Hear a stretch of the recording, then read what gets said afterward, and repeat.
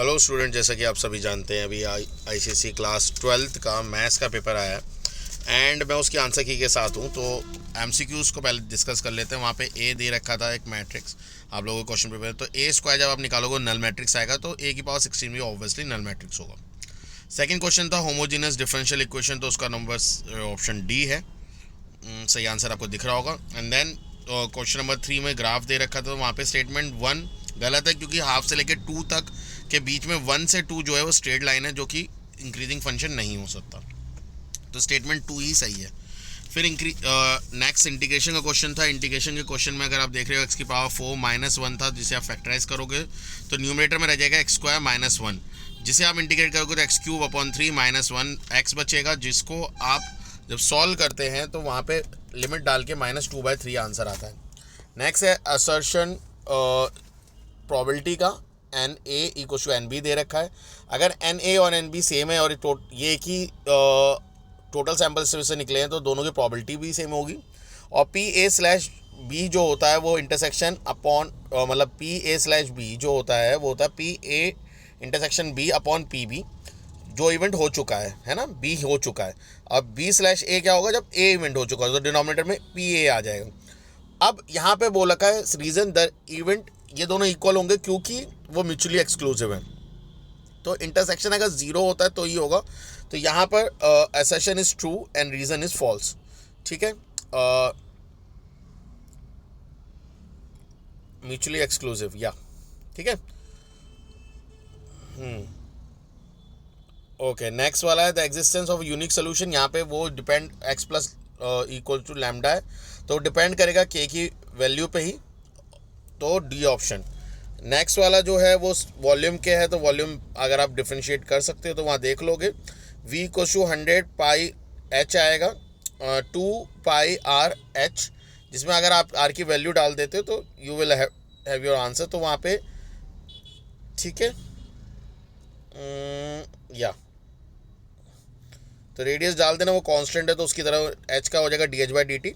तो आप इसे वैल्यूज डालकर करोगे तो वहाँ पे आपका आंसर आता है 1, तो 1 सेंटीमीटर पर मिनट। और यहाँ पे क्वेश्चन नंबर 8 में देख रहा होगा आपको, 2 जगह पे ब्रेक हो रहा है फंक्शन, और उन्हीं 2 जगह पे वो डिसकंटिन्यूस भी है, तो फंक्शन डिसकंटिन्यूस 2 पॉइंट पे है।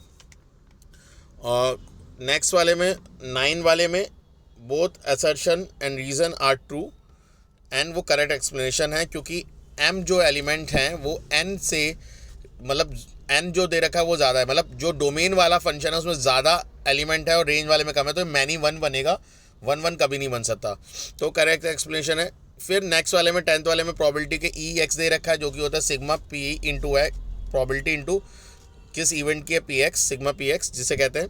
तो यहाँ से अगर आप मल्टीप्लाई करोगे तो 6 + 3 -5 आएगा, जो कि होता है 4। नेक्स्ट क्वेश्चन नंबर 11, वो ए स्क्वायर का इन्वर्स दे रखा है। ए स्क्वायर को लिख सकते हैं ए डॉट ए, तो वहाँ से आंसर आएगा A inverse into A inverse, और ए इन्वर्स निकाल के स्क्वायर करोगे तो भी वही आंसर आएगा।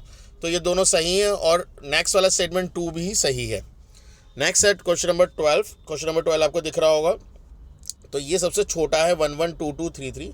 क्वेश्चन नंबर 13 में वहाँ पे स्क्यू सिमेट्रिक, उसका determinant A into A inverse के नेगेटिव ऑफ ए के इक्वल होता है, तो वहाँ पे यहाँ पे एक्स की वैल्यू जो आएगी वो आएगी 2।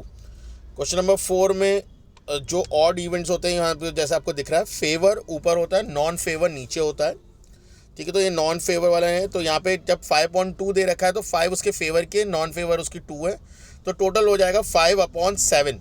फिर ऐसी 4/7, ऐसी 3/7, और सब तीनों को मल्टीप्लाई कर लेंगे हम। ठीक है, क्योंकि उन्होंने बोला है फेवर की निकालनी है क्रिटिक्स की। ठीक है, ओके। नेक्स्ट है 5/7, यहाँ पे डिनोमिनेटर को t मानो, इंटीग्रेट करो and you will have your answer. Question number 2 में क्या बोल रहा है, क्वेश्चन नंबर 2 में टेंजेंट निकालना है। टेंजेंट होता है f' और कुछ नहीं। डिफ्रेंशिएट जब आप करते हो तो यहाँ पे उसकी वैल्यू क्या आती है, उसकी वैल्यू आती है 4x - 6। स्लोप x के पैरेलल बोल रखा है, x एक्सिस के स्लोप होता है 0, तो इसका भी 0 होगा। वहाँ से वैल्यू 3/2 आती है, क्वेश्चन में डाल दो तो -17/2 आ जाएगी।